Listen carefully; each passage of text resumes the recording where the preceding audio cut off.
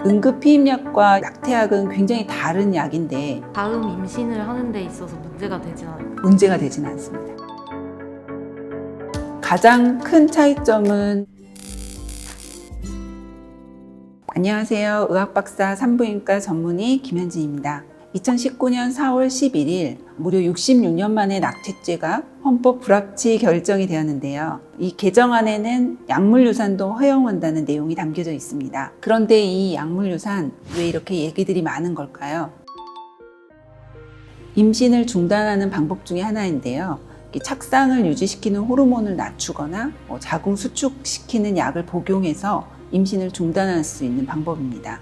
이미 오래전부터 우리나라에서도 치료적 유산 과정에서 계속 사용되어졌던 방법인데요. 아무리 약물 유산이더라도 아랫배가 아프고 출혈이 일어나는 유산 과정은 겪으니 몸에 전혀 무리가 없는 방법은 아닙니다.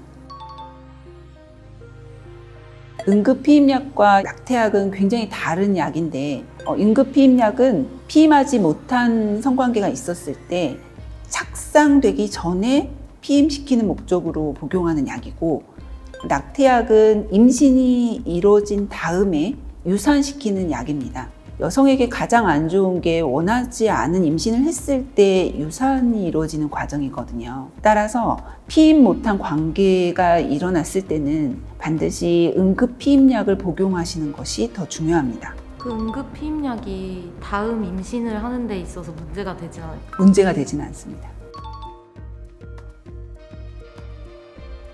가장 큰 차이점은 임신 중절 수술은 기구가 자궁 안에 들어가는 침습적인 과정이 있고, 약물 유산은 이런 침습적인 과정이 없다는 차이점이 가장 큰 차이점이고요.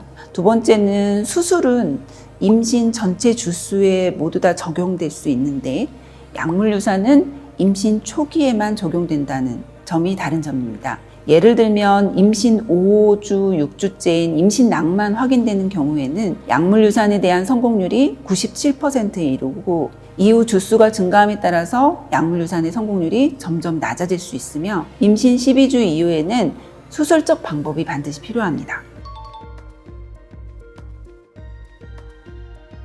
미국 산부인과 학회와 WHO에서는 임신 초기에는 수술보다는 약물 유산을 더 권고합니다. 자궁을 침습적으로 건드리는 과정이 없기 때문에 다음 임신을 고려해서 더 안전한 방법이라고 생각하는 건데요.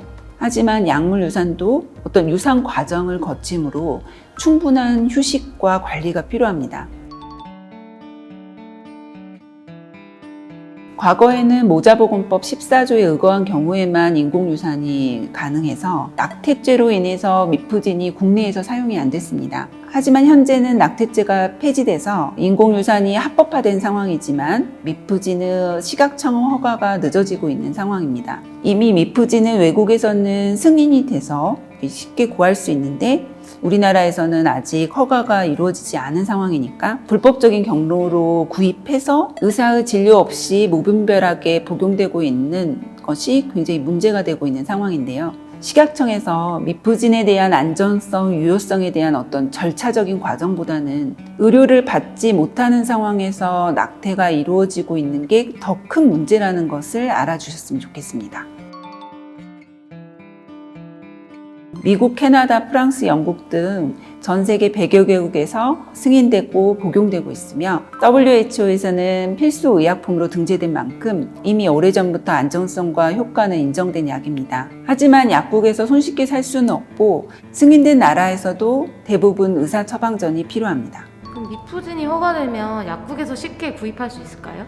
아닙니다. 아까 말씀드렸듯 해외에서도 의사 처방전이 필요합니다. 복용 전에는 자궁 내 임신이 되었는지 확인하고 복용 후에는 임신이 잘 종결됐는지, 자궁 내에 불완전한 유산산물은 있는지, 그리고 자궁이 수축돼서 잘 회복됐는지 어떤 확인 과정이 필요하기 때문에 식약청에서 허가가 나더라도 우리나라에서도 의사의 처방전이 필요할 것으로 생각되어집니다.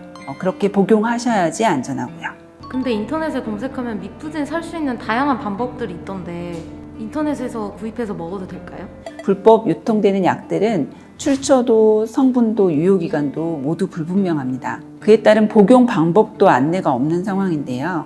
따라서 인터넷을 통해서 불법적으로 이제 구입한 약들은 개인에 따라서 복용 전후 의사의 어떤 검사와 지시가 필수적으로 따라야 되기 때문에 개인이 불법적인 방법으로 미프진을 구매하고 복용하는 것은 굉장히 위험한 방법입니다. 부작용이나 피해를 보더라도 보상받을 부분도 없고요. 혹시 불가피하게 낙태라는 결정을 하시게 된 상황에 처해 있으면 낙태가 이루어진 다음의 후 관리도 굉장히 중요한데요. 이러한 관리를 의사의 지침에 따라서 부작용 없이 건강하게 이루어져야 된다는 게 중요하고요. 그리고 정말 강조드리고 싶은 것은 임신을 유지할 수 없는 상황에서는 인공유산이 아니라 확실한 피임 방법이 더 중요하다는 것을 잊지 않으셨으면 좋겠습니다.